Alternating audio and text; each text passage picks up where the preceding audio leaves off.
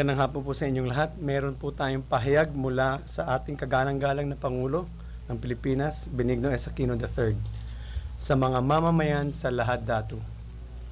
Sa ating mga mamamayan sa Luhad, Datu, simulat sa pool, hangarin namin na maiwasan ang pagkawala ng buhay at pagdanak ng dugo. Ngunit hindi kayo nakiisa sa layuning ito. Dahil sa paraang pinili ninyo, nangyari na ang iniiwasan. Kung may hinaing kayo, mali ang paraan ng pinili ninyo. Ang makatwiran at kaisa-isang ninyong dapat gawin ay sumuko na. Sa inyong may impluensya at may kakayahang makiusap sa kanila, pakiabot ang mensaheng ito. Sumuko na kayo ng walang kondisyon. To our citizens in Luhad, Datu, from the very start, our objective has been to avoid the loss of lives and the shedding of blood. However, you did not join us in this objective. Because of the path you have taken, what we have been trying to avoid has come to pass. If you have grievances, the path you chose was wrong. The just and indeed the only correct thing for you to do is to surrender. To those who have influence and the capacity to reason with those in Luhad, Datu, I ask you to convey this message. Surrender now without conditions. Salamat po. May tanong ho kayo? Rene? But sir, despite that call of the president for them to surrender, what if they would not? It's already stated here. You've heard the side of the Malaysians, the actions that they plan to do. And sa kanila rin po, ang nakasulat na rin po sa kanilang mga pahayagan, surrender or face the consequences. Ang ating concern para sa ating mga mamamayan is to save lives. Yan po ang ating hangarin dito. Ang mas mabuti sa inyo po ay pag may buhay kayo, may pag-asa pa kayo. Kaya magsumuko na po kayo. So does that mean that if ever another bloodshed would take place, the Philippine government should not be blamed? The Philippine government has exerted all efforts for a peaceful resolution. We've done that from day one. We've said that, we've sent emissaries. We have tried our best to deal with them. We have coordinated with Malaysian authorities. Nangyari na po ang hindi dapat mangyari kahapon, and ang ginagawa po natin ngayon, the best thing for them to do is to surrender so that may pag-asa po tayo habang buhay tayo. There were observations daw that the government's attitude daw is being arrogant regard to this. Nandito po si Secretary Rene Almendras. I think Secretary Rene would be able to answer that. He is privy to the discussions with the Kiram family. Secretary Rene? Magandang hapon po sa inyong lahat. I think the solution po has always been the instructions of the President was a peaceful resolution. Tingnan po natin yung mga petsa, no? Nagsimula po yung crisis February 12. Nagpadala po ng statement ng Malaysian government to the Philippine government February 13. That was a Thursday, if I'm not mistaken. February 14, the National Security Cluster was called. February 17 was a Sunday. The President called a meeting in Pangarap. We were there from early afternoon to evening, as a matter of fact. Ang sinasabing arrogance po, saan po nanggaling? Doon po ba sa statement ng Pangulo? Kailan po ba sinabi ng Pangulo yon? A good 13 days after po. 2 linggo, everybody was trying to find ways and means to come up with a solution that will entail no bloodshed.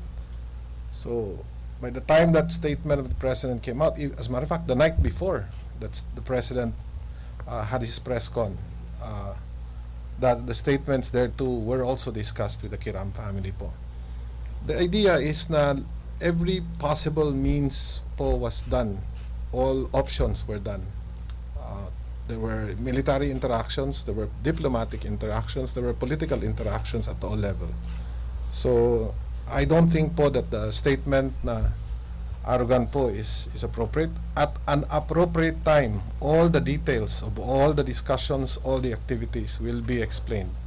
Right now, that's not important. Ang pinaka-importante po ngayon, may nangyari, and we're trying to save as much lives as we can.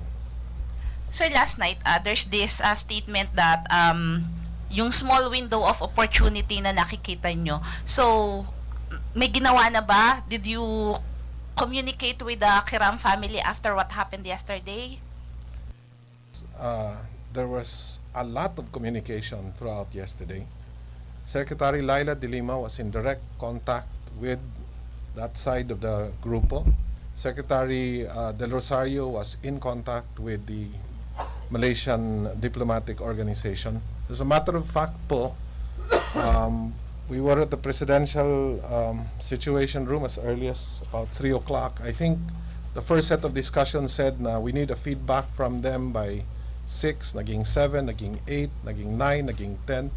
Until midnight po, there were discussions, there were interactions po with all parties, both here and in Malaysia po. As a matter of fact, even beyond midnight, there were still interaction po. So, that window was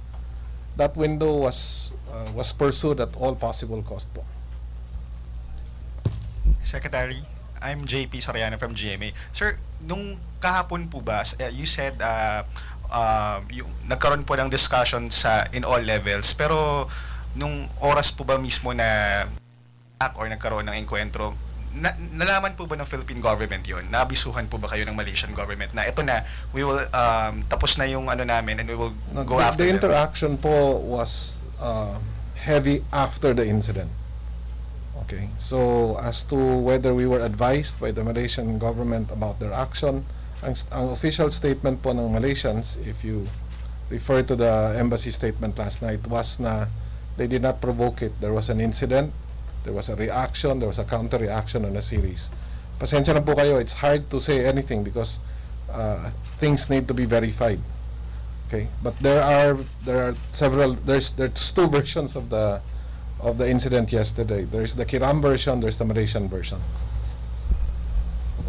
Secretary, si Rahamuda already told reporters that they are staying put, rejecting the small window of opportunity, and that all 224 are ready to die. Any reaction? We are saddened. I am personally saddened by that statement. There are reports contrary to that. I will not claim authenticity to those either.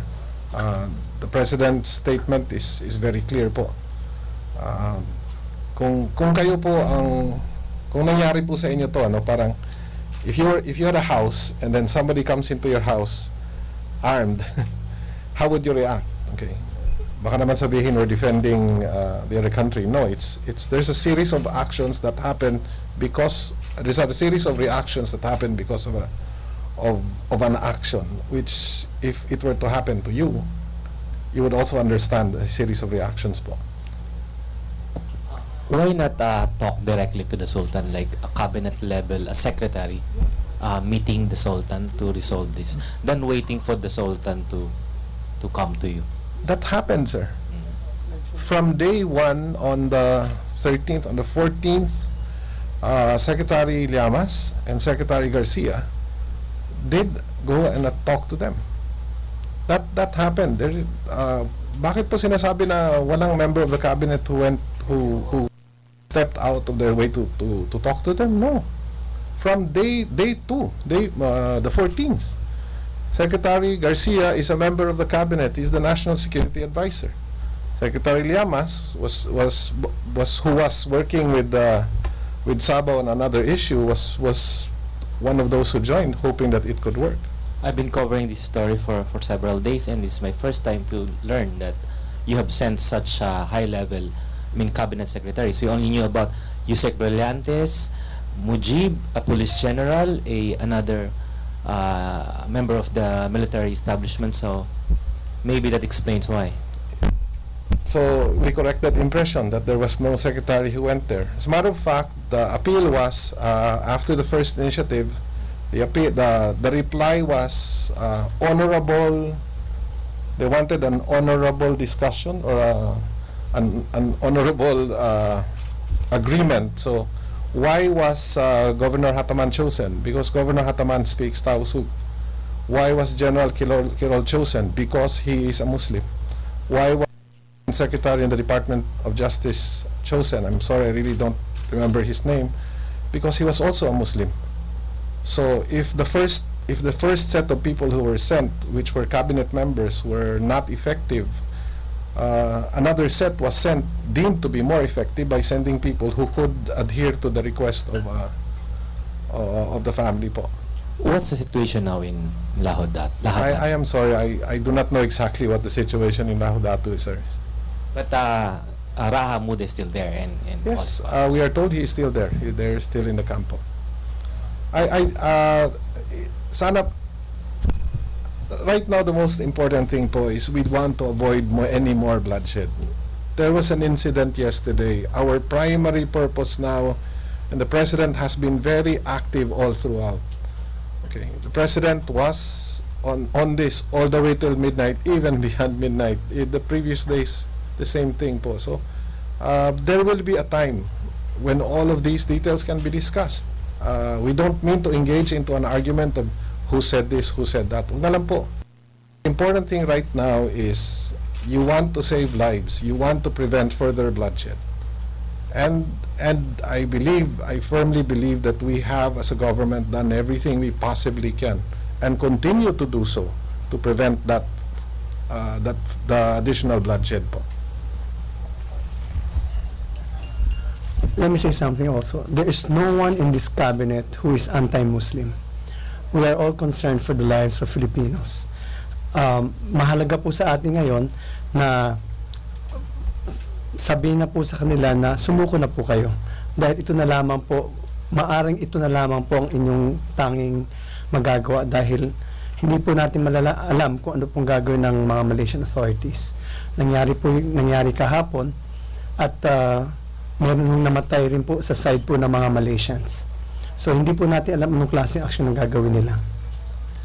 Again, the President's concern is for the lives, for the safety of the people still in Lahad Datu, and we feel and the President strongly believes that the best way to preserve life is surrender.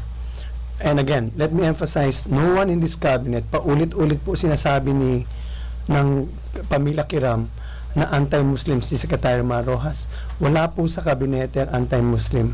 Marami po, in fact, sa ating mga kausap ngayon ay ating mga kapatid na Muslim. Maraming salamat po.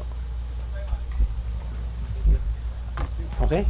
Sir, sorry. Sa latest statement kasi ng Kiram family, they're saying that they would bring up the case before the International Court of Justice. So, will you support this or exercise in futility yung gagawin nila? Again, may nag-aaral po ng problema tungkol sa Sabah claim. Hindi nga na ho namin maintindihan, sinasabi po nila, they're accusing the President of renouncing the claim. That is inconsistent with the statement of the President when he said that I have tasked a group to study the claim. That question will be answered at the proper time. Sir, how about a request for full access nung ship na makadock sa Lahad Datu? Who request full access? Di ba yung for medical and medical and May medical, may social worker kami. Yeah. So, di ba may request daw yesterday na parang full access na talagang makadaong sila doon. Ang mga Malaysians? No, tayo, the Philippine government. Yeah, that was one of the diplomatic actions yesterday. Secretary of Foreign Affairs requested that our ship be allowed to dock. So, we are told that we have to wait for the Malaysians to, we have to respect their, we have to respect that there have been, they're in control of the situation there. So the ship is ready. They are in an island. We have we have a medical team. There's food. Everything is there. As a matter of fact, the SWD has dispatched even teams to try to seek out the families of those that need to be attended to. So that is ongoing. We have a team in the SW going to that island.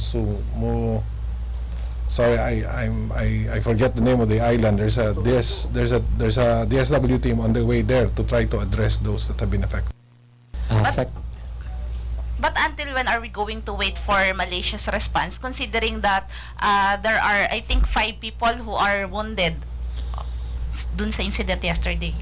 I'm not I'm not competent to answer that question, ma'am. The facility is ready. We have to respect the territorial of Malaysia po. Secretary, kasi what was the reason for the confusion? Kasi initially we claim na surrendered lang yung 10. And then Yakiram's claim na no, patay yung 10. And then nung gabi inamin na ni Najib na Prime Minister Najib na patay nga yung 10. Okay. So sino yung source ng Malacanang for saying na there was no casualty, no one was dead? Malaysia din. The Malaysian ambassador was called by Secretary Del Rosario in the afternoon. Our requests were given to the Malaysian ambassador, and the Malaysian ambassador stated those things to us. That's why the government was very careful in acknowledging whether ilan ang patay, sino ang patay, because we could not confirm with even the accusation na sinabi ng gobyerno na nahuli daw si Sergeant Almendras. We never said that, diba? Hindi po kami nagsabi doon. It was media reports were being said all over the place, but government never confirmed that. We said we are checking, we will get on the details. So sinong nagsabi na walang patay sa Malaysian side to galing fed to us early at the time that Secretary Del Rosario was meeting with the ambassador, he said we do not have any reports of any death at that time. So that was the basis for that statement po. Thank you. Secretary Lacierda, will the government still provide legal assistance to the Royal Army if and when they refuse to surrender, and if should they be arrested by the Malaysian government? We will answer that when the proper time comes. So far, as a matter of practice, we do provide legal representation for OFWs or undocumented workers, but this is sui generis.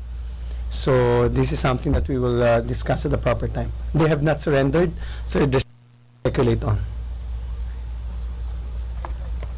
Okay, thank you very much.